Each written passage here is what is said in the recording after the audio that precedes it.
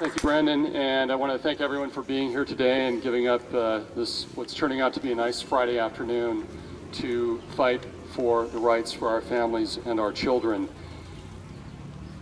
In May of 2007, I was granted primary custody of my son in the state of Washington.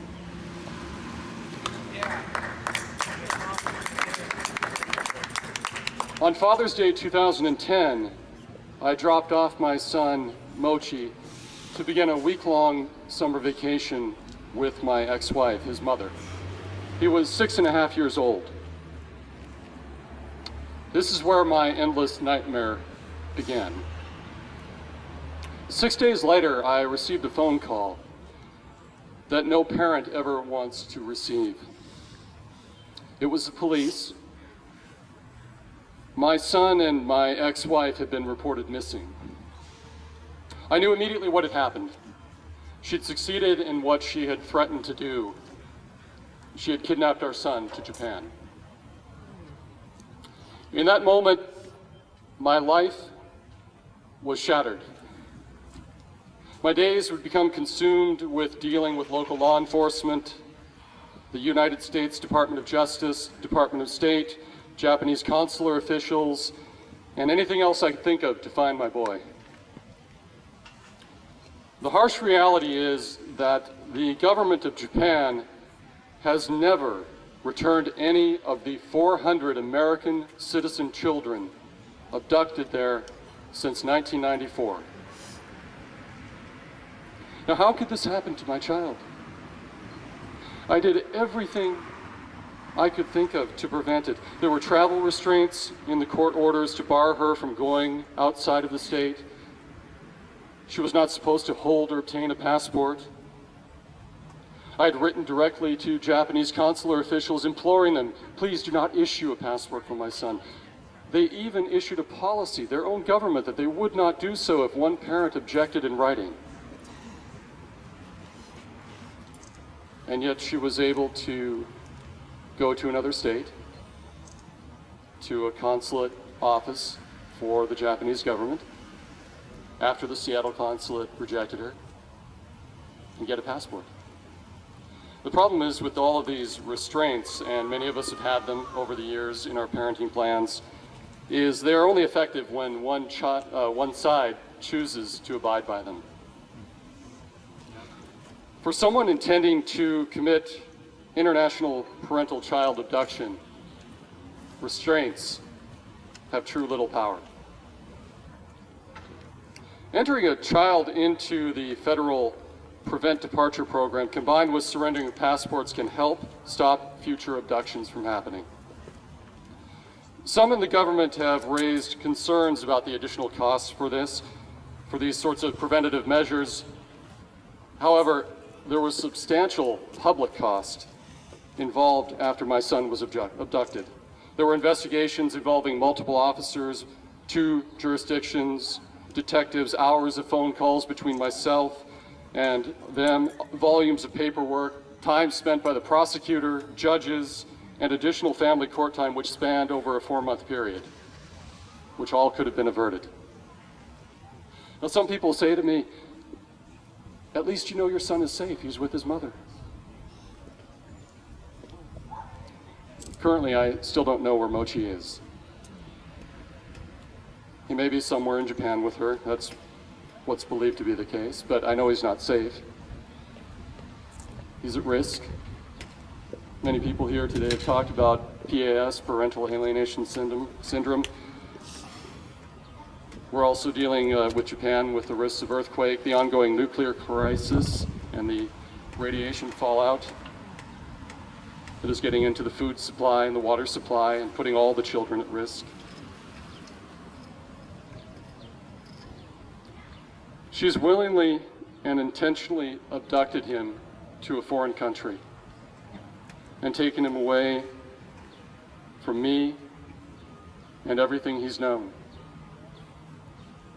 Imagine being a child and your mother steals you away to a foreign land and tells you your father doesn't want you anymore, doesn't love you, or that you're dead. your whole life becomes built on a foundation of lies. This is not what a healthy, nurturing parent does.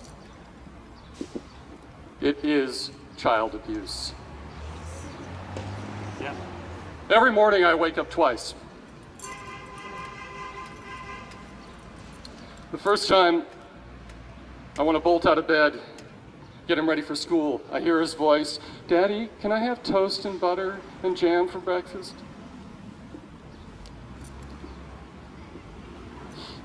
My heart skips a beat when that happens, because then I really wake up. And I remember that he's still missing, and that the nightmare continues. The last time I held his hand, the last time I heard his voice was on Father's Day, 2010. In April of this year, I won a landmark ruling in Japan.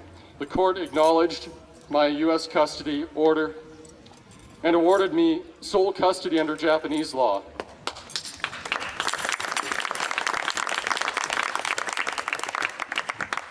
This may be the first time it has ever occurred in Japan.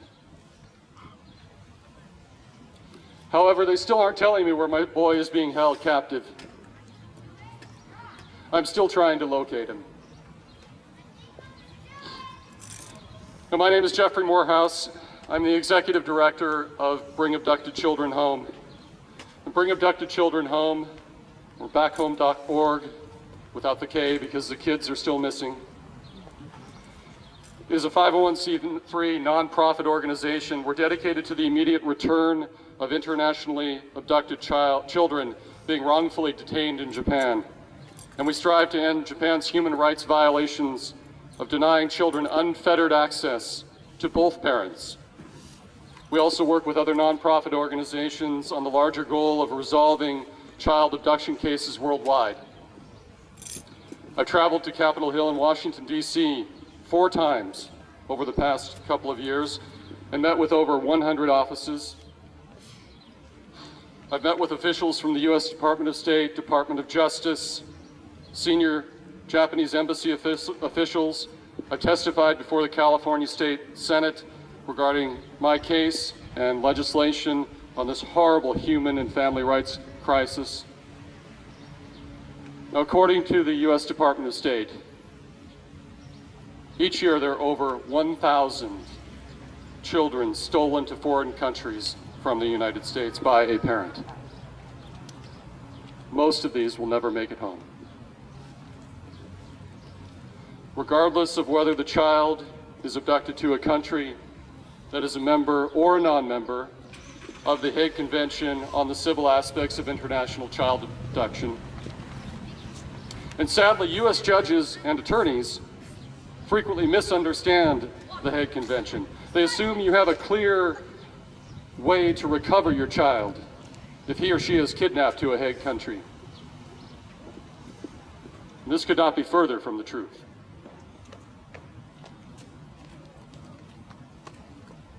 In 2010, the Department of Justice reported more than 200,000 children become victims of family abduction each year within our borders. 200,000. Yet in King County, there was only one full-time detective in the Child Find Unit when my son was kidnapped. And due to budgetary cuts, they were talking about making that position half-time. I had to act with absolute persistence with local law enforcement and the FBI to get some help. It shouldn't be this hard for parents. No. No, not at all.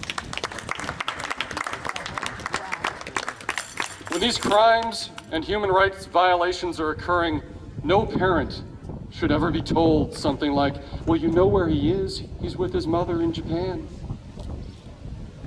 It is time for substantive change to protect and support parental rights with regards to international parental child abduction.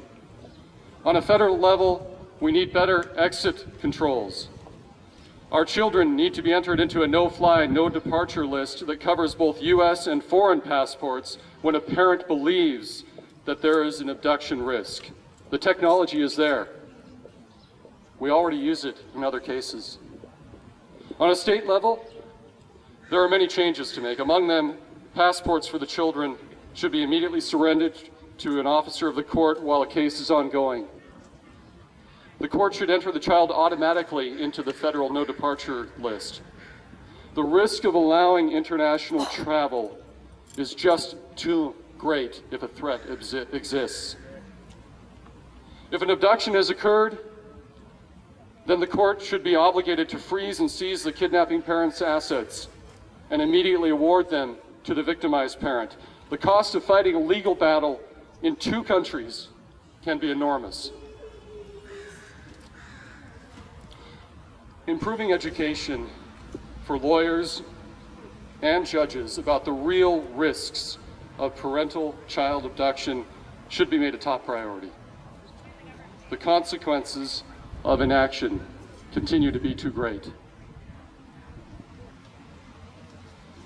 I'll continue working as an advocate for change with Bring Abducted Children Home. I'll continue fighting for my son Mochi's return. And I'll continue to encourage all of you to continue what you're doing and stay involved to create change needed to better protect our rights as parents and our children's rights to know and love us all. Yes, yes. Thank you very much.